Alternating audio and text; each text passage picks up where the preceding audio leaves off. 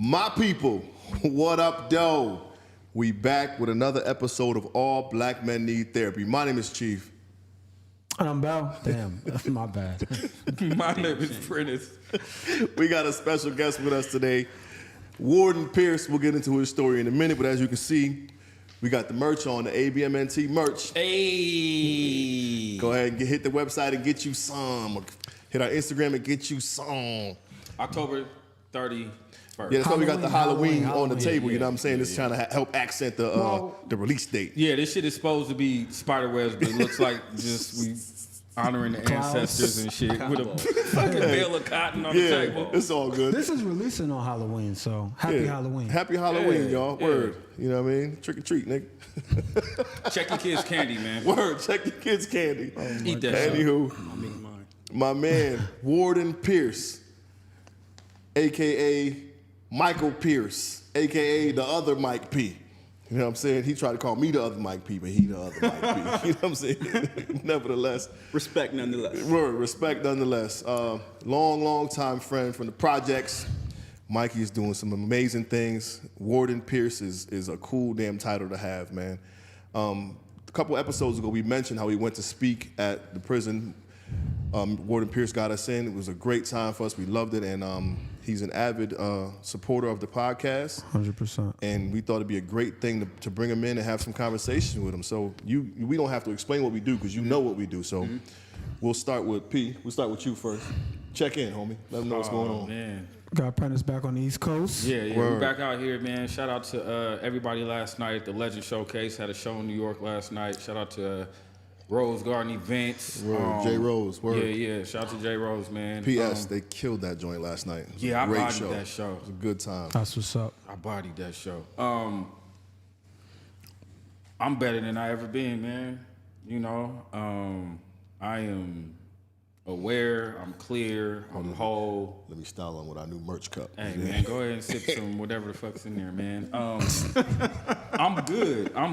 I'm the best I've been in a really, really long time, man. I'm my God. weathering things that are supposed to be storms and coming out pretty full, man. So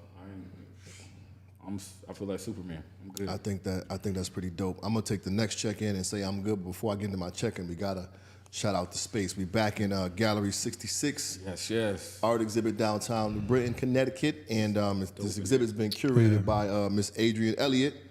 The art around us is an individual, one person exhibit. So last time we had multiple people. This time is one person. His name is Mel Noakocha, and he's a Nigerian self-taught mixed media creator. He uses materials ranging from styrofoam, clay, joint compound, metallic paint, various stones and jewelry, and even some household appliances. Like it's a joint behind the camera. We'll show you guys in a minute, but it has like wrenches and wine bottle corks and all that. It's pretty dope. So you'll see it as I'm talking right now, and it'll show you kind of his art exhibit, but it's real dope. Shout out to Miss Elliott for allowing us into the space at Gallery 66. Bellhead, check in. I thought you was going to do the check-in, but all right. Yeah, we're going to come back to me, I guess. All right. Got a lot going on, man. Like with work and future, and it's a lot of stuff. Like I'll talk about it when the time's right, but a lot of stuff going on. But ultimately, I'm good. Like I'm trying to, like one of the episodes we'll do probably in a couple of weeks or so is like where I'm at right now is where if I could only make $20 an hour, what job would I do? You know what I'm saying? Like that's where I'm at. Like I made money. Like I'm not worried about that. My mind is though. It's like what's going to be the most fulfilling job for me. You know what I'm saying? So that's kind of where I'm at in terms of next steps with me and what's happening, what's going on in the company and what that looks like. So I'm trying to figure out for me what will give me the most purpose. Have you narrowed it down to a couple or not? Yeah. It's we ain't got to talk. We can talk about it. No, we ain't got to go into it, but it was a eye-opening experience for me to start really thinking about, okay, what brings me the most joy? What brings me purpose? I got to eat, right? Like I got to make some money, but I want to make sure that at this stage of my life, I'm doing something that brings me joy. You know what I'm saying? Like whatever it is, just brings me joy. And I'm a firm believer of we'll find a way to make it worth our while. You know what I'm saying? In terms of financially and stuff like that. So that's kind of where I'm at. But real quick, so I spoke about this on what camera I'm on, Mook? The main camera? So these are the cups that we're going to be sending our subscribers not subscribers, what is it called when they on the website? The subscribers? You subscribe. Customers. Not customers, like when you sign, maybe subscribers. When you sign up to get, when you sign up to get, were you 1 of the 10 in the first 48 hours? I don't think so.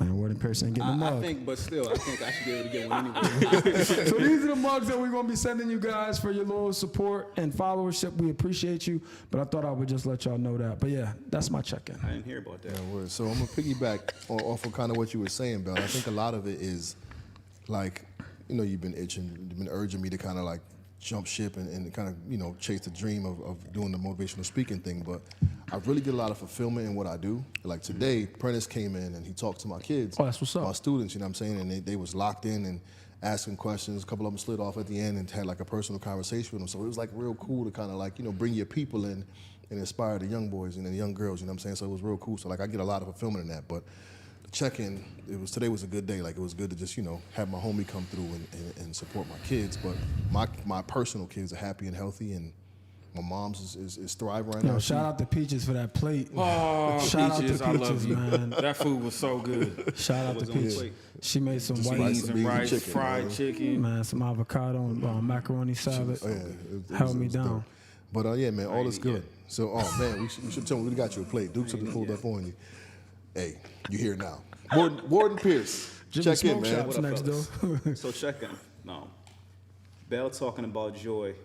I hear you talking about fulfillment. So where I'm at right now is just, I'm at the tail end of my career. I got less than 3 years left. I'm thinking crazy. about retirement. Not thinking about, I'm planning for retirement. So I'm in the same boat as you, trying to That's figure what's out up. what's next. I don't have to rush into anything, but I know what I will be doing is something that brings fulfillment, something that brings me joy, man. That's it. That's what's up, man. That's what's up. Kids I happy wanna- and healthy? Yeah, the kids are happy and healthy. Cam he's enjoying MCC. Cheyenne is doing a thing on a cheerleading squad, which I don't like. I don't like my daughter wearing a skirt, but that's me being overprotective. Yeah, being a dad. Yeah. Word. My 7-year-old is going to be in a play. what's Harvard up. stage. That's Oh, what's word. up. Yeah. That's what's up. It's a crazy schedule. She's practicing. I Yeah. want to say they rehearse about 3 or 4 times a week. She's going to be doing the plays on Saturdays, Friday, Saturday, and Sunday for about a good month. Wow. That's yes. what's up. Yeah, that's a lot. Congrats Yep. to her. 5-year-old, he's into karate now. So the kids are busy. Sounds Healthy. like it. How many kids they're you doing have? well. I got 4. Same as you, man. Yep, let's go. I be watching. Let's go. I be watching, listening. 4 deep. Hey, I Yeah, wanna- 4. And they're I- all super busy, man.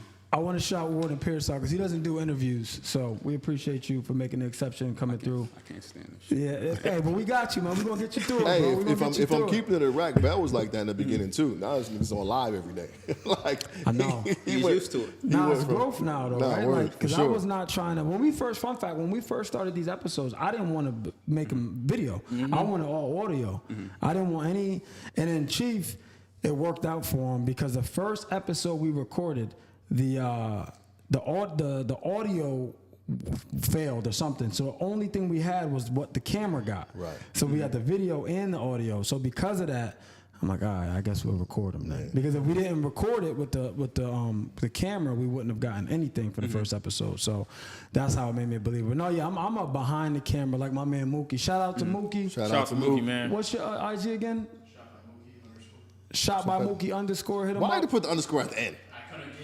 Somebody already got Somebody that. had shot by Mookie? Somebody used it already. He's probably a killer. Just got out.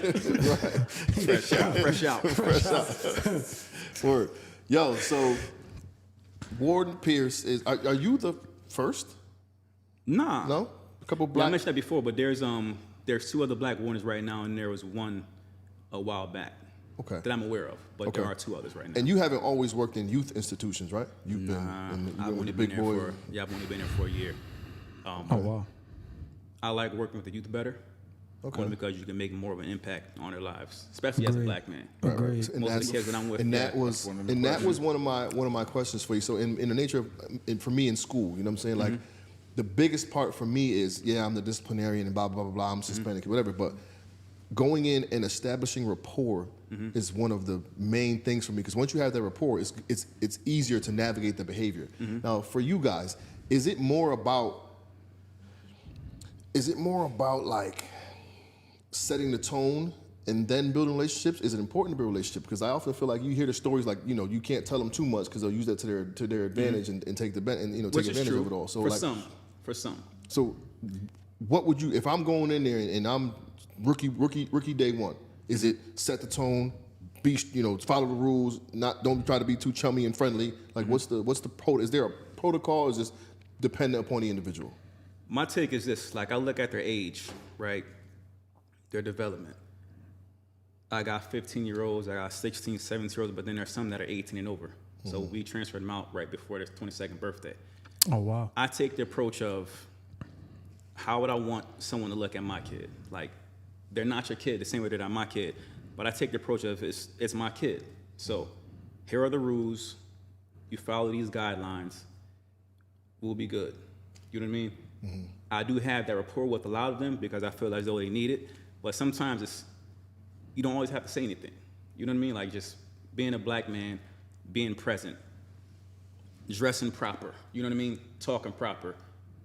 That makes a huge impact.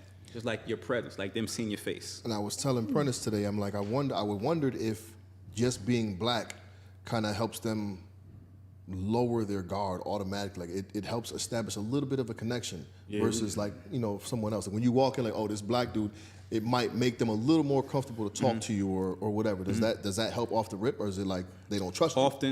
Often it does, but then sometimes it doesn't. Like a lot of them, they've experienced some traumatic stuff in their lives. That's what I was thinking. You know what I mean? Like a lot of them. So it just depends on what they've been through. We can go way on topic, but now is the youth similar to like the adult in terms of like racially segregated, or is it just like pods, or is it like? Nah, nothing is separated by race. I'm saying, but you know how it's the cliques in the adult prison. That's what the TV says. You know what I'm saying? Like, you know what I mean? You can't really believe everything you see on. No, I'm just saying. I'm just saying for the people who don't. There's some places that are. You're gonna feel comfortable hanging with your own people, like we do. Right. You know what I mean? Right. But it's a lot of that stuff is Hollywood. A lot of it is. Okay. So when we went to your spot and we talking and we letting them know we from the same spot and blah, blah, blah, it seemed like they lit up a little bit because they had no clue about, like, do you have an opportunity to establish rapport with these kids and tell them about you? Or is it just, play yourself, show them that you cool, but you don't give them too much of your personal life? Or is that, like, how do you make those connections? It depends on a kid. Some kids need more support than others. Like, I tend to gravitate more towards the knuckleheads only because they need me more, right? I know that they're acting out for a reason. Yeah. You know what I mean? What does that look like in a prison setting, though? Because, like, in my spot... The same as you, though. But I'm saying, in a school, like, Johnny can't read very well. So when he's asked to read in class, he causes a scene so he can get kicked out so you don't have to read. And that's a clear-cut sign that... It's you know what I'm saying? It's the same. There's no difference. Like, you call me... Matter of fact, I did check on that kid. Okay. He's doing all right. Okay, but cool. it's the same. Like, you get... Don't want to say you get the worst of the worst, but those kids that you deal with, a lot of them end up where I am. Yeah. But it's because they lack that guidance, they lack the supervision. Like, they don't have examples of what to, or how to carry themselves. So part of my conversation with my students often is, we have a men's group every week. Every week, maybe twice a week, we pull them in. And we just have, myself, school nurse is a black nurse, the only black nurse in the district, only male black nurse in the district. And one of our behavior support technicians is a black man. So we pull them in and we all just have a conversation. I always start with, look, the reason we're here is because I wish I had a me to talk to me when I was your age. You know what I'm saying? So you can bounce any ideas off me, blah, blah, blah. Like a father? Huh? Like a father? Yeah, like that. They be doing you dirty. Yo, they be doing you dirty. That's one. It's gonna keep coming. It's whatever, man. Yo, Bill, earlier, before we started recording, you had a stat about the years and how it's Yeah, so Mike, I couldn't figure out how to put this in Google. And this may be folklore, but you tell me, I heard that for COs, but in your case, whoever retires, 20 years of retirement, is that have you heard the stat that's equivalent to serving 7 years in prison, or is that like folklore? I never heard that stat. However, I will say there might be some truth to that. Yeah, I heard that, but I couldn't find it. I just couldn't figure out how to.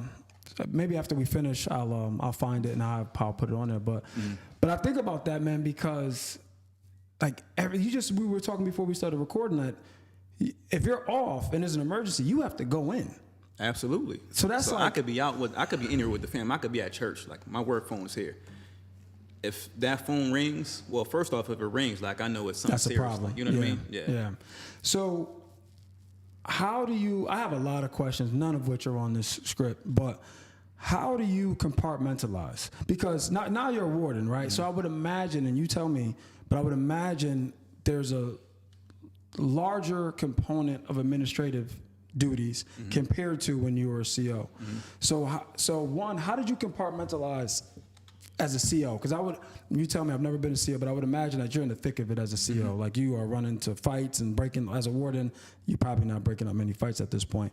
So how did you compartmentalize? Because I know when you first started in the state of Connecticut, you're like lowest on the totem pole. So if you got to stay over, it's normally your number that's called, right? So how did you separate the two in the beginning? Now I would imagine you're probably a seasoned vet, but There really is. You separate when you're home, but when you're there, like you locked in, like you on pins and needles. Shift is 7.25 hours. You on pins and needles even on your lunch break. because it can go down on your lunch break. At any given time. Like you could be eating and then you hear a cold pop off, like forget about your lunch, man. So to compartmentalize, it's a tough job. It's a tough job. You know, I'm gonna let you continue, but I appreciate you saying that because I think I'll speak for myself. Like growing up in the inner city, like the most secure, successful jobs when I was growing up was working in a school district or being a CO. Any two of those, you're doing good, right?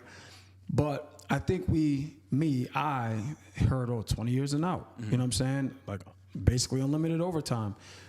But I was never at the point where I'm like, all right, I want to be a CO, but it was always like an option. Like I know I could be a CO. So, but I appreciate you saying it's a tough job because I think sometimes, at least for a person like me, that's lost, you know, like how tough it is. So my question is, do you recall an event that made you numb thereafter? Like maybe you heard it was hard, but then once you saw this, like it was, all right, none of this phases me as it possibly could because I'm now over that threshold of, you know, witnessing violence or whatever the case. Yeah, I had a point. I can't speak on it on camera though. Got you. How long into your career was that?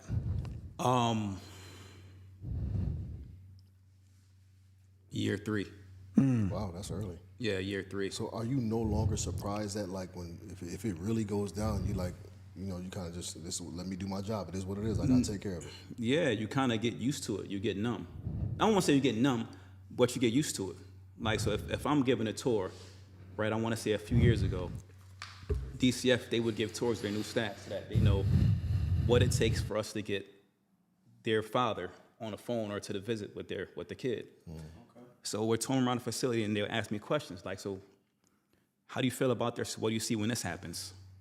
We're talking about inmates dying. So I took them through the medical unit and McDougal Walker.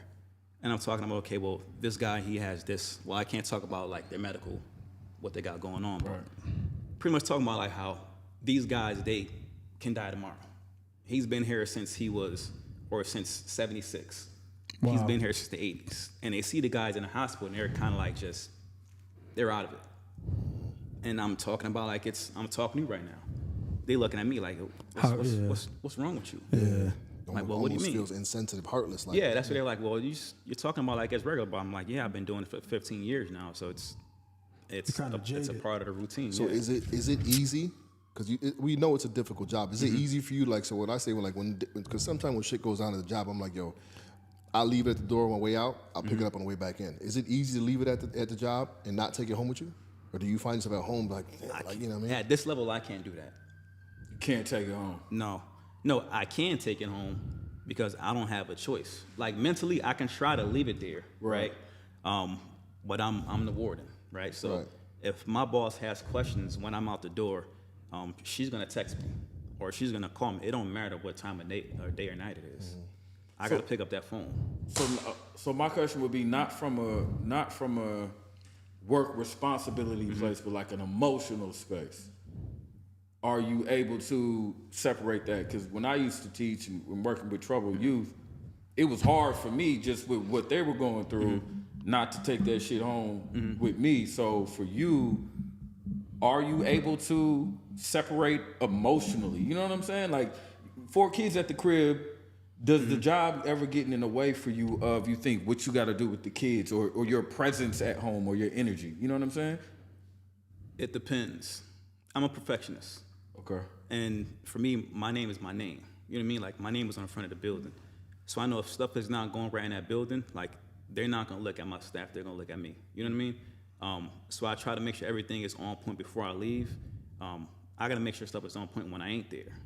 Because again, whether I'm there or not, like it's all on my shoulders. There are plenty of days where I get out there like I had a terrible day. You know what I mean? But I love my kids. Yeah. You know what I'm saying? So once I get to that school and I do the first 2 pickups or that 3rd pickup, and they laugh and they smile like I'm fine. Right. Solid, yeah. I'm fine. You know what I mean? But I do have in the back of my head like I got this stuff going on at work, but I know I got to do my best to be present for the kids. Right. Do you think if someone told you, or is it fair to say that after 20 years you have become institutionalized? Absolutely. Yeah. Do you find yourself like you said, you're on pins and needles? Like I work at a psych hospital. You got to always have your head on a swivel because you never know when something's going to pop off. I mean, I think that's the nature of like where we're from. We always, when we walk into a room, we checking the surroundings, finding the exits. You know what I'm saying? That's just the nature of being from the inner city, being from where we're from. But is it more? Are you more so like aware because you know how criminals or people think? So when you're around, you pick up things real fast. Like everywhere. I have to. I was gonna say that's a survival tactic. Yeah, right? it is, and you kind of never know. Like I've never had any bad interactions with anyone. Like I've always been respectful. I always got respect. So it's nothing that I'm worried about. But still, like you never know. Like you could I might not have had interactions with someone, but I can be say out to dinner with the kids, and this dude be like, okay, I think that dude used to work at McDougal. Like, you know what I mean? Yeah. You just never know. Yeah. So you gotta just kind of always. No, you have to. So I'm when I go out to eat, like I gotta sit facing the door. Of course. You know what I mean? Yeah, if I'm in the just mall, like I'm looking around to make sure. You know what I mean? Yeah, that's a quick lesson too, because a lot of men don't know that. When you go out with a lady, your kids or whomever, you face the door. Always. You see what's going on. I walked in the restaurant the other day, and there's like several dudes with their backs to the door, lady in the front of them. It's like, yo, that's not how it works, bro. Yeah, I don't like that. You know what's crazy, bro? If I'm by myself though, I'm facing the door. Yeah. I mean, just again. So here's the survival crazy tactics. thing, man. Is I remember the first time I went to a club and didn't get patted down, and it was the most nerve wrenching thing. And I thought it was 2007. And I'm like, how fucked up is my mind that when I don't get patted down, You're like, what the fuck? I'm nervous. Right. I'm like, now you're on your P's I'm and like, Q's. yo, anybody can have anything in here. You know what I'm saying? Like, but what I had to realize is, But keeping it a rack, you was sneaking in with a knife anyway when you was getting patted down. Exactly. So now you ain't patting me down. Lord knows what I got. So that's what I'm saying. So I was in Vegas and was with all the guys, and I'm like, yo, ain't nobody get patted down to come in here? And they're like, bro, what are you talking about? So then I realized quickly that they're used to going to places where you don't get patted down. You know what I'm saying? So I'm like, this is wild. That's those top tier establishments too. That's what I'm saying. Yeah, we were at the Palms back when the Palms was the Palms. You know what I mean? Yeah. So That's so crazy. But it was wild. So my point is, when you guys saying that, I'm wondering if somebody listening to us are like, really? Like you got to do that? Or you should do that? Like why do you have to do that? Like because somebody doesn't have that experience. Right. You know what I'm saying? Like right, their environment, their That could culture be that it they too. grew up in, it doesn't call for that. Yeah. You know, it doesn't call for that. But I think sometimes when we say things and the things we've experienced, these are all learned behaviors, right? We know something happened to us to make us feel like we need to always be on point. You know what I'm saying? For better or worse, like we Or always need to sometimes be on it point. doesn't have something got to happen to you. Is you should be taught that. Like I teach my sons. I agree. Right, that's my point. That's where I was going with the conversation. That's my point. It's like, yes, like my wife posted something recently. It's a viral meme that was going around. It was a dude and his woman walking through the mall, and the guy they got the camera on him, and you hear his thoughts in his head. He's like, that guy looks suspicious. Let me not let him get too close to the exit right there. He's surveilling the same thing we do. That. And then it flipped to the girlfriend, and she's like, dude. I I saw that too. Exactly. I saw that. So my point is, she's not aware, right? And I'm not saying it's right or it's wrong. I'm saying, is there something to that? You know what I mean? I don't know if I'm getting my point across, but it's like we're bred. You're developing these survival tactics with your kids. So it's like, is that a product of trauma, or is that just a product of existence? I think it'd be. It's like I think it's both. Yeah, Yeah, I was I think it's both. Because my mom taught me all those things just off of growing up being a young black boy, right? Like it wasn't. And your mom was also worked for the police force, right? My mom was a cop, so well, that may be it. But you know, like the way it felt, you know what I'm saying, wasn't from a space of like it was always on some chivalry shit or just how to be aware of your environment, not because you're a young black boy. You know what I'm saying? Like I think she wanted to just teach me ethics and how to carry myself around girls for when I got older, walk on the outside side of the street, you know, that type of shit. I didn't get because I was black. That's why I have to make sure the exit is because, you know, as a man, if you're out with women, you want to make sure you're aware of who's coming in and coming out. But it wasn't posed like, you know what I'm saying, like on some, you know, fuck around. This motherfucker gonna run down and. Because I asked that because it's like, are we ever able to just be? Yes, we are. You know what I'm saying? Like, are we? I don't know. I'm not saying we are. We are. I don't know. That's a question. Like, are we able to just be? And I don't know that I've ever been in a place. I can tell you when I am more comfortable or not as on point. I'm not as on point when I'm with people who are more aggressive than me. So like when I go out with my cousins out of town, and they back when they were knuckleheads, they don't need a reason for something to happen. I always kind of let my guard down. But when I'm out with like Chief and Oss and Ty, I'm the one that's always like heightened. You know what I mean? Yeah, but there's been several times that we've gone out and it's like, yo, Pete, look at, just keep an eye on one over there. He looks suspicious. Like I don't like his energy or something like that. And it's always that type of, you know what I'm saying? Whenever we go, we always like, it's like, all right, we good. But I don't know. I just feel like, I don't know, man. Like I feel like sometimes, like we on the last episode you talked about allyship, and we have this ongoing conversation about how allies. There's only so much that they can do, right? They can advocate for us in different ways, get us in rooms potentially that we're not in, but there's only a certain level of understanding that they can have because of these things that I'm talking about right now, like. My old boss, we had a conversation off the cuff. He's not having that conversation with his son. You know what I'm saying? In large, call it privilege, call it, you know, whatever you want to call it, but he's not. Why not, though? You got to ask yourself why he isn't having that conversation. And why do we have to have those conversations and others don't? Well, I think it's ingrained in us. Like, think about it, man. We've been taught that we have to be twice as good, work twice as hard, right? To get a shot. Not to win, to get a shot. To get a shot. Me and last night before the show, me and Obi were talking about. Shout out to the homie Obi West, been on the show. We were talking about the concept of he did kill that set. Killed his set last night. We were talking about how fucked up it is. How at 19, him and I forgot how the conversation got here, but how as black men, I know at 19 I had a mentality, and I used to say out loud, I hope I make it to 26. I wasn't banging on the streets. I wasn't doing anything to put myself in jeopardy, yet and still in my mind at 19 when I got my first apartment, I remember being like, this is so great. I hope I live long enough to see more. You know what I'm saying? Like nothing was. I'm on my own apartment, and so it's fucked up that we somehow are indoctrinated with those type of ideology that speeds up our life to where we feel so pressured to have to teach our children this Exactly. shit. And that You know goes what I'm back to saying? just being, because the conversation Yeah. that I was I having get with my what old you're saying. boss was, I was like, yeah, I was 10 and I was walking me and my brother to school. And I was like, and my mom worked second shift, so when we got home, she wasn't home. So I would let ourselves in, and I would make us lunch. So and he's listening to me, and he's like, Bell, I was riding my bike at 10 with not a care in the world. You see what I'm saying? So that's why I asked, like when are we ever just able to just be?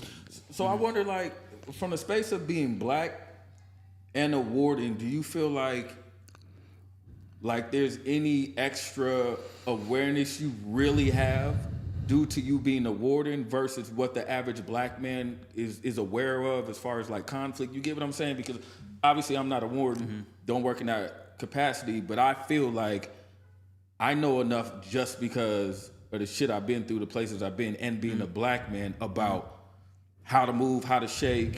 Do you feel like on top of being black man and all that shit that comes with that, being a warden as well and exposed to what you're exposed to, does it feel like you have an extra sense of, am I making sense, like an extra sense of I get awareness, it. or is it already what it is? There's no extra sense. Like, it is what it is. Like, my sense of awareness comes from my upbringing. It comes from where I'm from. So for me, like, the title is just the title. Yeah, but that shit gotta be polished, bro. Like, with all the things I imagine you saw, like, it's kind of like, the only way for me to equate it is like at summer camp, there was a little girl who always wore sweatshirts, always. And I'm just like, something's not right. And then of course she ends up having lashes all under her sweatshirt because she wore the sweatshirt to hide the beatings or whatever. So like, it's certain things that you can see, but okay, this dude always got his hands in his pocket. What he got in his pocket, or I don't know. I'm just I don't know what it is, but I know there's got to be stuff that you've seen that's like a clear cut sign. Okay, this guy did some time in prison. Like you could probably spot a comic a mile away sometimes. There's certain. Nah. And I don't. But there's certain institutionalized things that how you like, you know what I'm saying? Like, but there is, but I try not to think like that. Like that's profiling. Yeah, that's profiling, prejudice, all kinds of shit, Michael. I can't stand but that. it's still based on the experience that you've gone through. You've been conditioned that way. You dig what I'm saying? Nah, but there are people who actually think like that. Yeah. And I won't lie and say like I didn't have those thoughts, but I kind of put myself in that mind frame. Like, what if somebody was looking at me like that? Because think You know about what I it. mean? That's being a cop. And real quick. That's the equivalent of a racist justifying the racism. Like I was brought up like this. It So makes sense what do you for want from sure. me? But I'm just Profiling asking is because I can profiling. imagine the shit that he's gone through and he's seen and he's able to. So more. Let's put it back to the little girl situation. There's certain things that you can pick up on faster than the non institutionalized person would see. Only thing I might pick up on is if I see somebody looking at me kind of funny. Like they're looking at me like they recognize me from somewhere they may not just know. You know what I mean? Yeah, but that's Would you in that situation? Would you let it be or would you? No, I'm gonna let it be. Okay. Sometimes they speak, sometimes they don't. Last time you been to fight? Who, me? Yeah. 26. I was at the age where I shouldn't have been fighting. You Wait, 26. You were 26. You were 26. Oh, okay. Listen, nigga, 2026, nigga. When you Yeah, how you do that?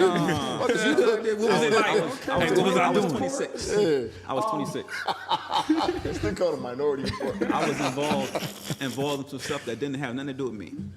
And that's how it always be. That's how it always happens. That's how it always. Hey, I I want was to. defending somebody else.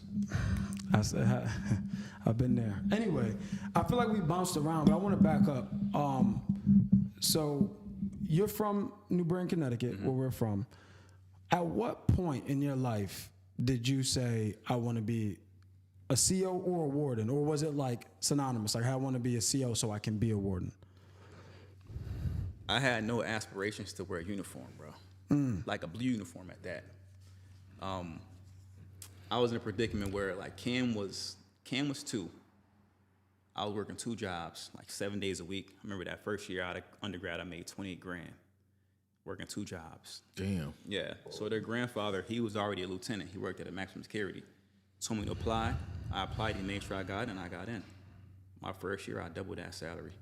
My first year. So I didn't have an aspiration to So it was out of necessity, it sounds like. Yeah, it was a struggle, bro. Yeah. Did Trying you to feed my son. Did you get the bullshit from the cats around the way, or you the D's now? Did you get that from them cats? Because anytime you wear the blue, Nah. like you go back to the hood and cats is, you know what I mean? That was a concern of mine. Like still being accepted. But I had that F that, like I got a son to feed. Right, You know no, what I mean? for sure. Yeah. But the craziest thing that I got after I got the job was, dude told me I was working in HCC. He said, yo, nigga, how you get this job? Like, nigga, they hired you. If they hired you, they hire anybody. How you get this job? It was Emmett? Yeah, but I know him. Yeah, no, right. I know him, yeah. Right. Yeah. Nigga, how you get this So job? Pete, to like help you get that, like where we from, like the projects, like where we grew up at. Yeah, y'all know each other. I don't think y'all mentioned that yet, but y'all know each other but since the childhood. project where we grew up at is like it was like at one point like you don't want to, like it's literally one way in, one way out. Right. It's like Sabrani Parking. You know what I'm saying? Like you can't, like you ain't, like that's not what you want, player. Like if you unfamiliar around here, Don't it was some smoke for you. Wow. You know what I'm saying? And so to have somebody pull up on him like, how you fuck you get in here? Like you you get ain't this supposed to job? be here almost. You know what I'm saying? You know, it's a trip. I was thinking about this, and I was thinking about this after we left the prison. The only black warden I've ever seen in my life is on Oz. You mentioned that last the old episode. school HBO show. That's the only black warden I've ever seen, and I've never met one in person. I don't think I've ever had an experience where I sat down and saw a real warden talk outside of a television show.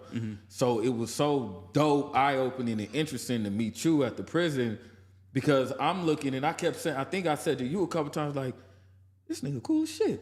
like wait, like I kick it with this cat. He was like, yeah, it's my dude, man. We grew up with each other. So it was a whole different experience for me, because I don't fuck with law enforcement. And not on no I'm aggressive, but I just don't fuck with law enforcement. And I didn't Stop either. lying. You're aggressive as fuck. Not towards law enforcement. That's what I mean. But so it was weird, and it was comforting to me to see somebody like us in that capacity, because I'm in my 40s and I had never seen it. You know what I mean? So it was a real dope thing. You see how he picked up on the vibe? Like I would kick it with that. He's cool. Like while do we're you- in prison. Do you? Do the inmates get to see that essence of you, or do you have to like? Nah. I'm about to say, Like- I don't know how they could. Nah, like I'm myself. So it doesn't matter how I go to work, I'm dressed. Tie on, slacks, shoes, but they know that I've experienced some things, how I talk. Right. Like, I'm gonna be myself regardless. I don't try to talk extra proper, which I get slack from every now and again. Like I talk how I talk. Like you can tell I'm from the inner city by how I talk. I'm trying to learn how to dumb that down a little bit. Fuck that. Why? You know what I mean? Hold No, on. no. Why? But I'm writing a LinkedIn post about this, but I'm curious okay, to know why. so this is, I want to say, last week, right? We had a meeting. It's myself and the other wardens. We have them like once a month with For the operations. state? Yeah, with the state. So you got to go around the table. You give like a what you got going on in your facility, right? So they get to me. I'm last. Here's what I got going on: X, Y, and Z. I'm enjoying my time at NY. Coming up on a year in November. It's just I like it there. Like I'm like NY is dope. So I ain't think nothing of it. My boss is giving me a feedback. You know what I mean? Good dude. I respect him. He has nothing wrong. I would assume he would have said something. No one said anything afterwards. So the next day, I get a phone call from my homegirl, like somebody I respect. You know what I mean? Love her to death.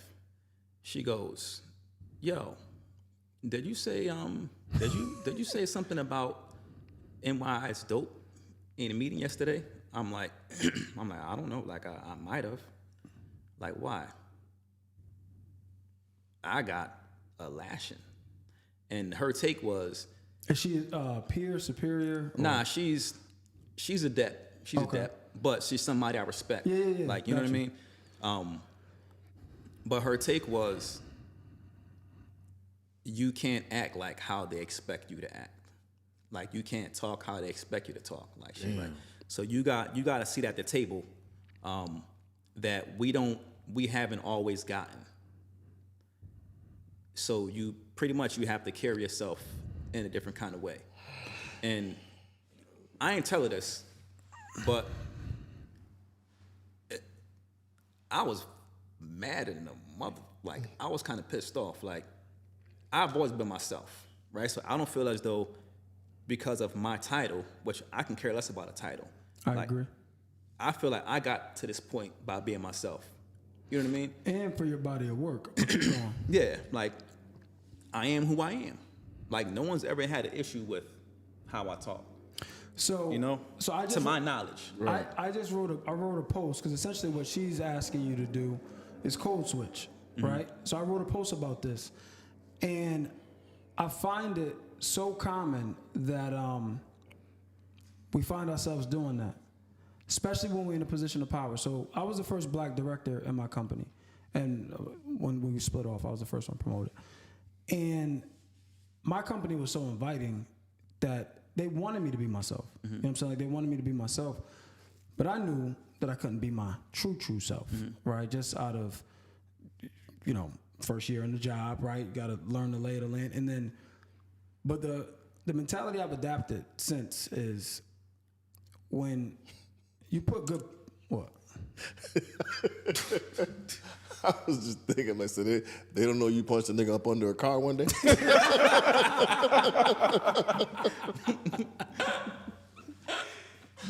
I don't know. Throwing it out there. Went in my head. Throwing it out there. But the way we be breaking momentum is fucking hilarious. So you can't be serious about this dude, bro. Niggas just started laughing out of nowhere. Because I was just thinking about it, like, so they don't know this thing. But he was talking like your dad a little while ago.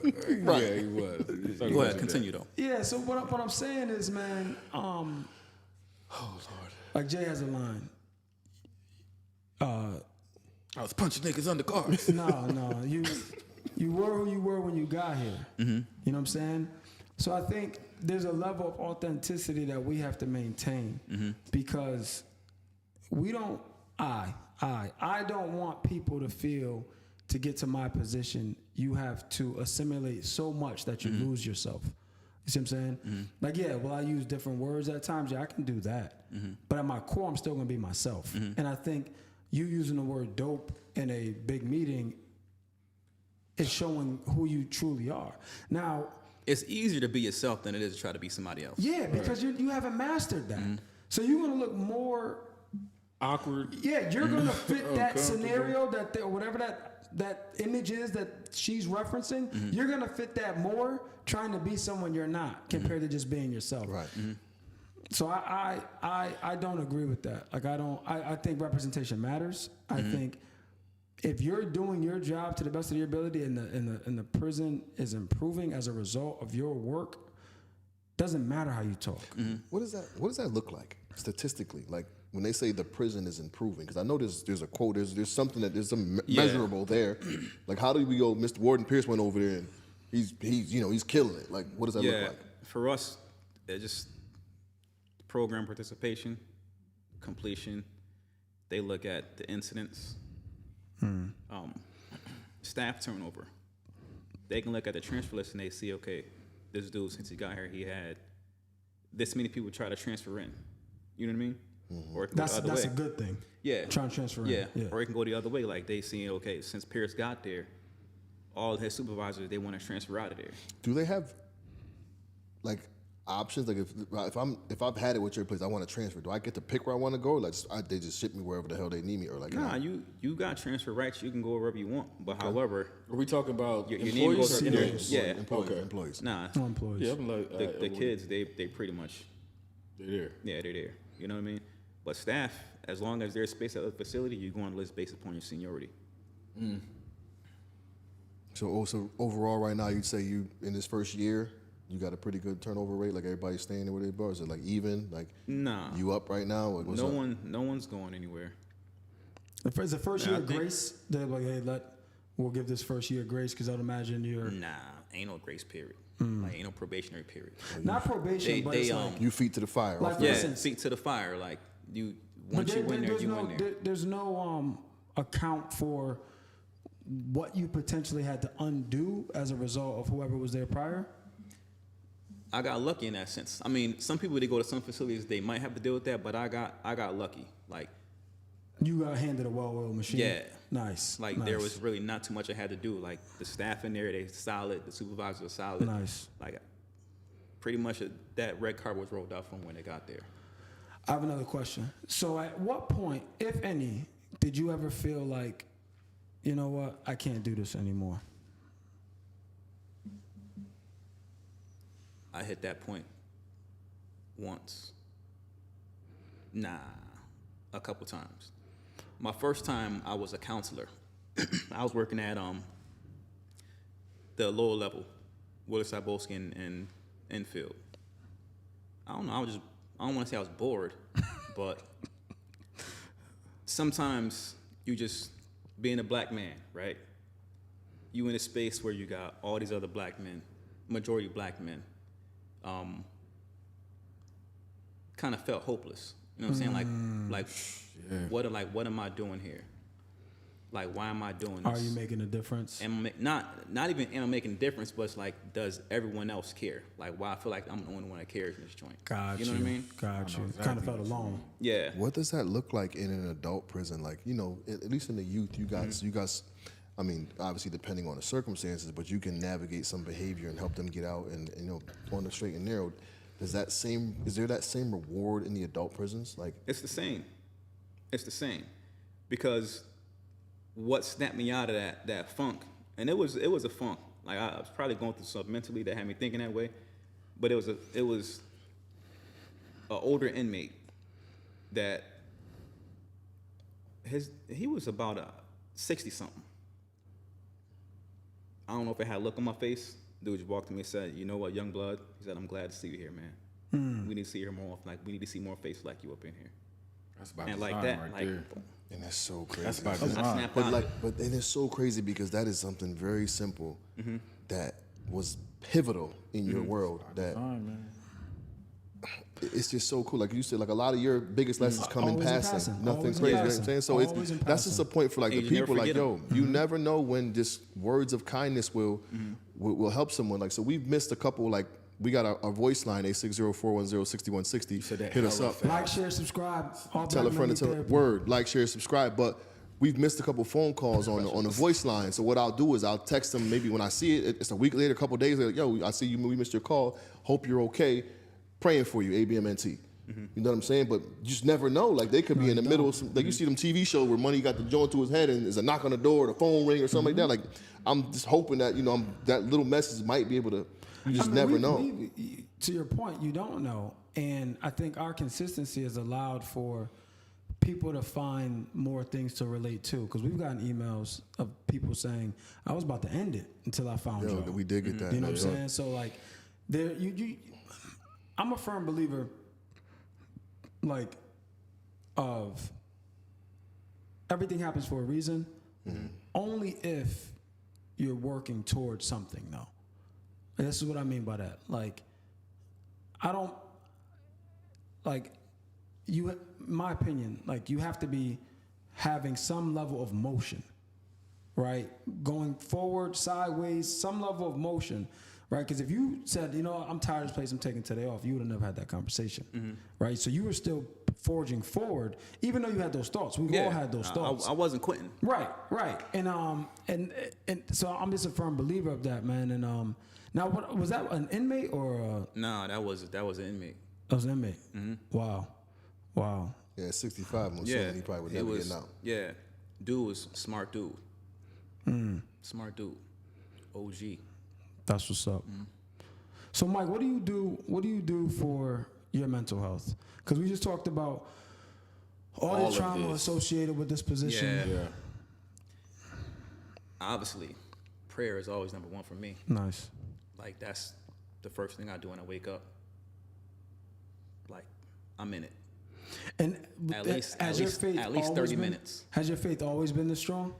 No, I don't want to say I grew in it, but I got thrown in the Sunday school van and get to go to Sunday school every Sunday. For me too. You know what I mean? Purple Brother, Mount Zion. brother joint. Angel. Yeah, Purple Mount Zion joint. Yeah, but when we got into football, like the games was on Sundays. Like pal, we played on Sundays. Right. So at that age, we kind of just got into sports. My routine, I want to say, I got into it during my divorce. Like I was still going to church every Sunday. When I was married, like we were in church together every Sunday. But during divorce, like, yeah, I recognized I needed that. I needed that Monday through Sunday and not just Sunday. Oh, wow. Yeah. Wow. So for me, it's 4 a.m. That alarm goes off at 4 a.m. Praying devotionals for at least 30, 45 minutes. That's what's up. Was your I think it's probably like a two-part question. Was your divorce, the process, challenging for you personally? Man, listen, that was the darkest moment of my life. Okay. Like that stage, So hands down, like that was dark for me, man. So I got a question for you.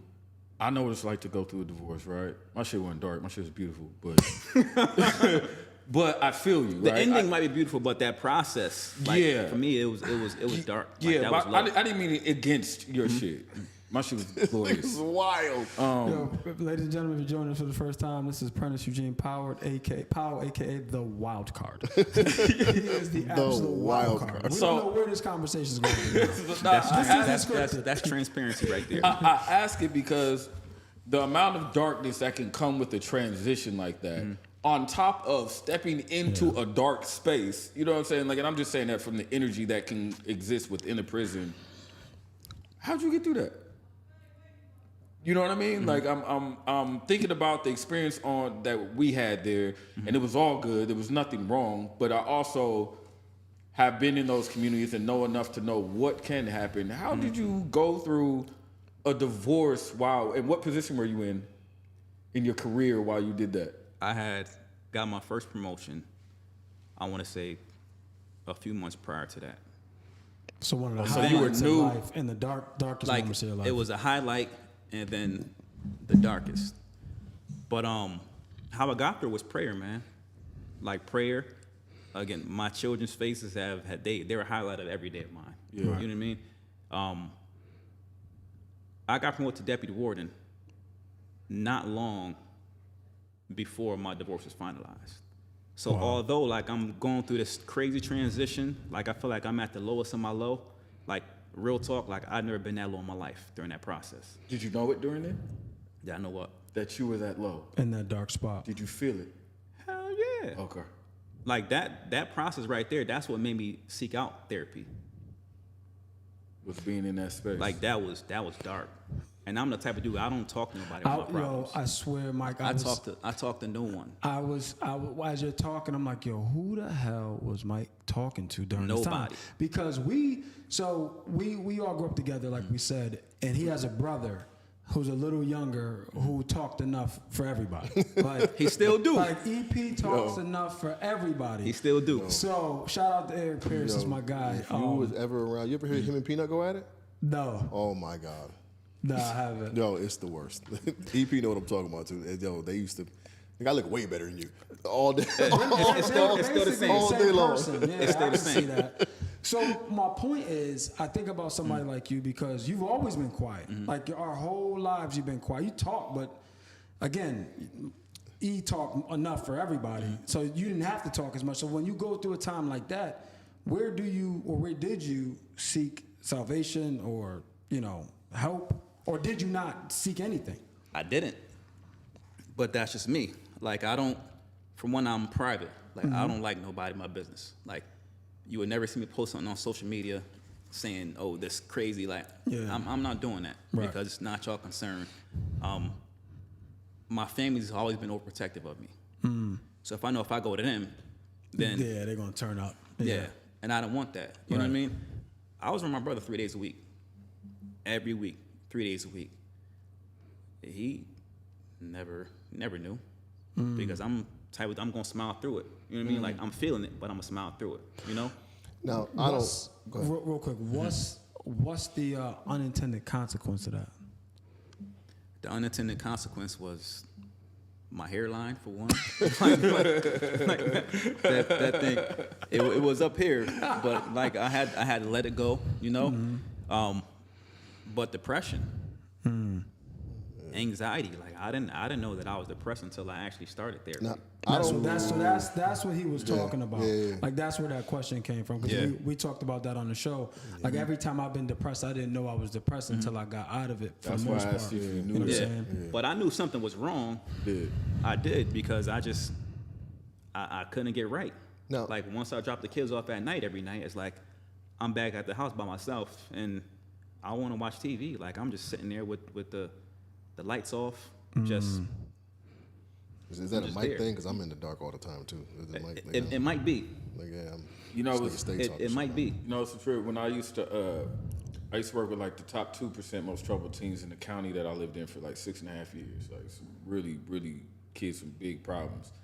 And the one thing I realized after I was done was I was so good at my job and I'm so good with youth. Like I just got it. You know what I mean? Like going to his classroom today was just like secondhand nature and I had no clue what I was going to do.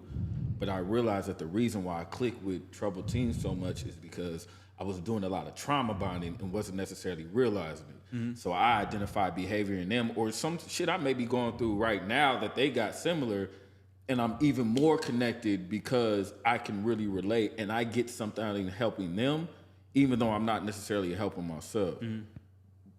Do you think that happens within that system? You know what I'm saying? Or for you personally, has that ever been any reason why you think you were able to still keep going? You know what I'm saying? Do you find some type of commonality in, you know, the inmates that you're around, the individuals that you're around? I find a commonality in all of them, only because I know, I don't want to say all of them, but I recognize that they've been through a lot of stuff that I have.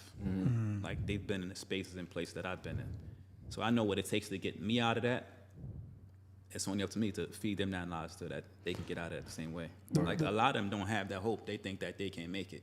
So when we spoke at your facility, and I spoke about me being arrested and stuff when I was as a youth, that was the one thing that I was hoping that they could get is like, because again, you're in a youth facility. So in theory, right, a lot of them still have a chance. You know what I'm saying? In theory. But I remember talking and I remember saying, like thinking to myself, again, it was a reflection moment for me. And I was thinking to myself, I'm like, and I remember what made me change. Like what made me change my behavior was my dad coming to see me when I was locked up. He came to see me when I was locked up. My dad had did 7 years or something like that. So, and he had just a simple conversation. He's like, you got to make a choice. I'm saying you got to make a choice. Like you laid your bed, you made your bed, now you got to lay in it. But what are you doing now after when you get home? Like what are you going to do, more or less? And as I'm talking to them, I'm like, yo, am I, you, me, you? So I've been thinking about with you too. Do they view us as too far, like the psychological size? And do they view us as too far out of the realm of possibility for our words to mean as much as we need them to mean? Because we're too far removed. You know what I'm saying? Like when I worked in the school system, like Chief, you deal with this I'm sure every day. When we started, I was like 23, 24. But for most of those kids that I dealt with, the bad kids, I was the most positive male role model that they had. You know what I'm saying? I was younger, because some of them were 18, so that's not too big of a gap. But now I'm 41 years old, and I'm talking to some 17-year-olds at your facility, and I'm talking about what I was in your shoes, literally, and here's where I am now. But can they even see themselves in us? That's a very easy way to ask the question. In your experience. I think they can. I think that they believe that, they can achieve it. Okay. But they need that support that we can't guarantee that they're going to get when they get out. once they're released. Like we can provide them as much support as we can once they're there. Right. But like with Chief, like once they graduate, like what do you do? No, you're right. Once they're released, what do you do? Like you can pray that they don't come back. You can pray that they don't go back to what they were doing, but you can't control that. Peep this though. You said when you got the job, you were concerned about being accepted where you came from. You know what I'm saying? Or people thinking that you the boys or whatever. I would imagine on every level, these kids that go back to their same hood, there's a level of validation that they still seek. because they may not have positive role models. So in that, it's like I may have to subscribe to the same behavior that got me here because it's part of the culture environment, and I don't want to be the odd man out, more or less. Right. So it's a piece of it's a line in one of my joints. Say, homie gets more respect.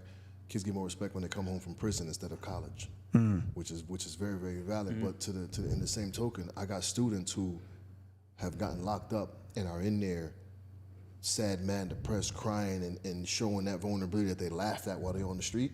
And they get back out and play tough. They don't come out here and play tough, bro. When you know what I mean? When you were just like up crying, and, you know what I'm saying? Like keep that same energy almost. So like, if they came home and shared the reality of what it was to their peers, it might help. But they come home and they start flexing. It's a badge of honor. Yeah. Right, it's a badge of honor. Exactly. And it's, you know what I'm saying? And we know when they're in there, that's not what it's like. You know what I'm saying? Like, they're not carrying that same energy they carry out on the street. It's like the dude we talk about, the dude who's tough at the crib. He tough in front of his lady, but when he get out in front of us, he ain't that same person. Right, you know what I'm saying? right. Like, your lady think you tough, but we'll slap the shit out you in front of her, and then what happens? And then send you to the store. Right, right. So, Give me some yeah, jelly so that it's definitely, so for the youngins, if you're watching, it's like, being locked up is not it's not a badge of honor, man. It's a lesson to be learned and shared in hopes of trying to save your peers from experiencing that same thing. For sure. For sure. Long life ahead of you, young man. Yeah, any advice you can give for anybody who wants to pursue a career in corrections, or one aspiring warden like yourself? Any advice you can give to the listeners? Advice? I mean, if it's something that you want to do, you can take good care of your family. There are risks, but there are risks with any job that you take. You know what I mean? If you need help, I got you. If you want to be a warden, just what got me here is being myself. You know, being myself, doing a job, show up to work, stay solid. That's it. Last question for you, bro.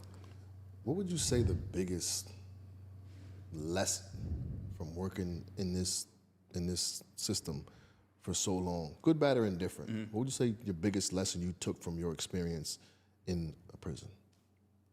My biggest lesson is knowing that anything can happen to anyone. Like, you can be the best person to anyone and everyone, but all it takes is one bad decision and your life is done. So you gotta live righteous at all times. Like, cutting corners get you jammed up.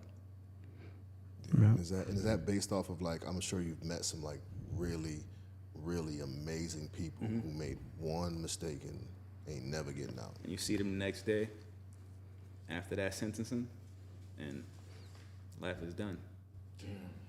It's crazy, man. I was writing, I mentioned in the last episode, I wrote my cousin a pardon letter. I also wrote my brother a pardon letter. And in the pardon letter, I was writing his decisions. You know what I'm saying? Like, I put in there that I've been in some of these same places that got him jammed up. You know what I'm saying? But the environment and things like that, and the decision that was made, I basically said I was one decision away from him writing me this letter and him being a director in a company. You know what I'm saying? Like, we were both one decision away. So from that, so that, to your point, it's like, yeah, it can happen. Yeah. It can happen. And I recognize that it could have been me. Yeah. I could have made a bad decision when I was younger and decided to sell something, you know, easily. For sure. So, yo, I think we got a hell of a lot out of this conversation. It was sincere. We got a couple laughs in between. But I want to give you a sincere and personal and honest and appreciative salute, man. 3.7% of black men are wardens in the Crazy, bro. You are amongst you are a 4%er. That's wild. You know what I'm saying? That's a big deal, man, and kudos to you. And I don't know what it means to you, but I think black men don't look other black men in the face and say, "I'm proud of you, B." Appreciate you. I'm proud of Like, y'all dudes. sincerely, I'm proud of you, man. Like, That shit is dope. This shit is like really is. super cool to It's just. eye-opening for me, bro. Like, for real, I really left that day from your prison. Like, damn, man. Like, I felt better. I felt better for the kids up in there. You know what I'm saying? Like getting to talk to them and chop it with them, I just felt better. And you know, like Chief, you had mentioned when I said initially how I was like, yo, I kick it with this cat. You know what I mean? And you were like, do they get to see it? I didn't see anything separate when we were out on the yard versus when I did when we were in your office. You know what I'm saying? So I feel like if I can get that perception with him on there, they have to because they interact with him. But 24/7, it's important for me to be myself. Yeah. Not just at work. You know, Right. I'm gonna be myself regardless. It don't matter where I am or who I'm with. as you Shout should out to be. you, bro. That's dope. Hey, and that's dope. Fuck what them people was talking about. Hell yeah. I can't say that because that's the homie. Like, Right. I'm just saying in That's general, she got the earful on your behalf, but like I'm talking about the people who coming to her like you can't be you, like they don't appreciate you being you. Yeah, and it's Yeah. like if you want to, my question to those people is like, do you want to change the percentage? Right, it's 3.7% of black wardens in the country. If Oh, you, that's the country? yeah, I thought you said the state. no, the country. The world, Craig. The world. What's up? 3.7 in the country. Yeah. 70, Look at him. He likes a little bit light flex. Light flex on him. Yeah. those stats are courtesy of Zippia, I believe. Yeah, it's like how are we? Screenshot that. I gotta find that screenshot. Well, when That's you going watch the on my episode, IG it'll be on there. But when how do you change what representation looks like if you're not accepting of people and their differences? Well, look at the system that he's up against. Yeah, You know what I'm saying? They rather have him in there than in the position he's in. I will say like that goes to who is doing these promotions, like who makes the selections. Like my commissioner, like the dude is so big in the diversity that it's crazy. So he or she is an ally. You know what I'm saying? So He made it a point to make diversity like his number one priority. and shout out to him for that. Word. Yeah, salute. Because it's that thinking that whoever called her, that's what holds It's a male. It's a dude. No, the person who the called person you. who called you. I got you. Yeah, whoever called her is the reason that these statistics are so low. Not like they're directly the one behind pushing the button, but it's the They influence it. yeah, the influence, like that what is that? Group think. It's group think. You know what I'm saying? It's like everybody has this because what you're saying to me is a warden shouldn't talk like this. Yeah, now But what you're also saying to me is a warden only looks like this. You see what I'm saying? Yeah, it should only look like this or walk like this or talk like this. Right. Now you putting me in a box. But dope. It ain't like he like, yeah, them niggas is in there wilding every day. You know what I'm saying? Like, you know what I'm saying? I had to go and shut shit down. You feel me? Like, you ain't in a meeting like that. But like, that shit is wild. Nah, man. Like, and why is dope? You know what I would do? This is just me. I'm not suggesting you do it, but as I long ain't doing it. as, long as you I'm keep letting you know right improving, I would use dope every time I'm in that meeting. Every time I Fuck find around a and way get a to hoodie say like it say MYI is dope and walk in that picture next time you go. I might do it. Put on your tie.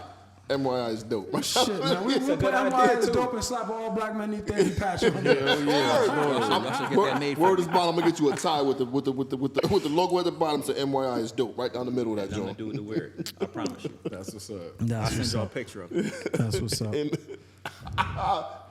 somebody will I'll be send big y'all a mad. picture of it. Somebody gonna be big mad in the meeting. Yo, that's funny. Nevertheless, yo, I appreciate the conversation, bro. It was insightful, engaging. I thought that was pretty cool. I think somebody will take some nuggets from it. Bellhead, tell us, man, what you take from your final thought? Representation matters, man. That's I'm gonna always say that when it comes to us being in positions that the world or people aren't accustomed to seeing us in. You know what I mean? And I think Mike, your approach is exactly it. You be your true authentic self because none of us knows how to be anything else. We get jammed up when we feel like we need to be something else for somebody or for something or for some achievement or accolade. You know what I'm saying? Like, we're always gonna fail if we're trying to be someone we're not. But salute to you, man. I want to echo everything Chief said. I'm super proud of you, man. Like I said, when I found out you were awarded, I'm like, holy shit, because it wasn't a cognitive thought. Like I never thought. No one I know has ever aspired to be a warden because the 20 years and out as a CO was enough. You know what I'm saying? So shout out to you for breaking the mold and changing the status quo. So that's really dope, man. Appreciate you, man. You already know. P. Yeah, thought. yeah. Again, man, it just I go back to that visit, man, and you just made me feel better for them kids, bro. And it was just really cool to see a cat that I could identify with in that position of power. Because I know for me, it's like if I ever speak inside of a facility, 9 times out of 10, I'm going through somebody who's in charge of trying to bring people in. I don't get to, and somebody may come by and say thank you, but I haven't been exposed to anybody in law enforcement in the position that you're in. So be able to see myself in that position, even though it's not my aspiration, was just dope. So my final thought is we're everywhere. Like we really are. We outside as black men. You know what I'm saying? Like we everywhere. Valid So point. We are everywhere. So shit, pay respect, man. We everywhere. Salute. Appreciate you, man. Warden Pierce. Final thoughts, man. How do you feel about the episode? What gems you taking away from it? First off, this is fun, man. Good. It wasn't too bad, right? Yeah, it wasn't too that bad at all. Yeah. We ain't stick to the script at all. Yeah, it was, I I didn't even look at that paper. That shit, But I looked at it 10 times. what I want you guys to know is that what y'all created for men, like it's all black men need therapy, right? But y'all gotta understand, like y'all are reaching black, white, Hispanic, like it. Yeah. It's just a title, right? I'm a warden. It's just a title, right? Y'all are reaching a lot of men out there. Like y'all literally, like y'all inspire me to continue my therapy journey. Oh man, That's I what's up. appreciate that. Thank Like you. y'all just definitely keep doing what what's you're up. doing, cause I respect y'all. Y'all respect me, but I respect y'all just the same, if not Appreciate that. more. For sure. Appreciate You that. bigging me up as if folks don't know what you doing out here. Like, I'm proud of you too, man. I appreciate you, brother. Thank you. That's what's up. We got to keep going, man. Grammy nominees over here. oh man, we going for it. We claiming that. Humble what? flex, humble Claiming flex. that, man. We 20 claiming days. that. Come on, bud. Let's go. Come on, we go. Don't leave me hanging on camera. Come on, yeah, we But go for it. Yeah, I appreciate you, man. Yeah, appreciate you. Yeah, we That's gotta gonna, keep going, man. Because Prentice got a lot of shit he got to unpack, man. It's the only therapy he be going to, so we gotta keep it going. Listen, I've been man. watching. You're not as angry as you were in the beginning. Good feedback. I noticed that too. Wow, thank you. You know for what's that, crazy bro. is that it's like he's not as angry and he's not as surface no more. Like he's getting a little more comfortable in He was vulnerability. crying a little bit. You saw that? Yeah. Yeah, in this But space. did you notice it when we was in your spot though? Because when we didn't. were speaking that day, he started talking about something. He got choked up a little bit. Yo, I still man, can't remember I'm what it telling was. you, bro. Like that could have been me. That's what got me. That's what got me, man. Like that's what got me. And I'm just like, and you always say like, when I get a chance, I'm gonna do this, right? And speaking to those kids is something I always wanted to do. And when I got a chance to do it, you can always say, if I was there, I would have did this. If I was in that situation, but you don't know until you're in it. You know what I'm saying? So when I was in it, it was just like overwhelmed with emotion to the point where it's like, I didn't even want to tell my story. I just wanted to just like sit there and just be grateful and then be able to talk to these kids about my journey. You know what I'm saying? Not like my accomplishments, like not that, but the journey. Like I was y'all. You know what I'm saying? Like one decision away from being exactly where y'all sit. So anyway, it was cool. But yeah, no, we've all grown from this podcast. 100%. Definitely. Absolutely. 100%. 100%. For me, fellas, Bell, you said something. It was a J quote, but it said, "You were who you were when you got here." Yeah. And I think staying true to you or who you are in whatever room you are in, and still chasing those dreams and accomplishing those dreams, and just making a difference in whatever it is you want to by being true to yourself is monumental. Be you at all times and keep chasing those dreams, and it's gonna come to fruition for sure. So that's kind of what I took about it, like, because Mikey stands firm in who he is, and when shit is dope, shit is dope, and I'm gonna acknowledge it as dope. You know what I'm saying? So I think that's what's up. That's But what's up. yo, man, this was a great episode. Yo, my people, we got the merch dropping. It's live right now. Hit the website, allabmnt.com. Instagram, you can purchase from them. All Black Men Need Therapy. We got a bunch of different flavors and all kind of stuff for you. You know what I'm saying? And Mikey, when you wear your shirt, tag us on it, man. You know got what I'm you for saying? sure. So take a picture and tag us on it and whatnot. We have a voice line, y'all. 860-410-6160. You going through something, you need to talk, hit us up, shoot us a text. It goes to all 3 of our phones. One of us will respond when we can. Give us a follow, like, share, subscribe. we're going to be doing some cool things for y'all, man. Supporting our merch line helps us level up, continue to level up, and give y'all the best quality product we can. And we appreciate y'all. So per usual, man, salute to my man Warden Pierce.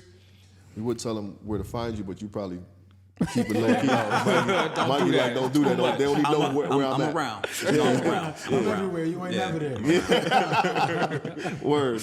Hey, hug a black man today Do it. and tomorrow. Do it. We out, y'all. Peace. And that's a wrap. Bang.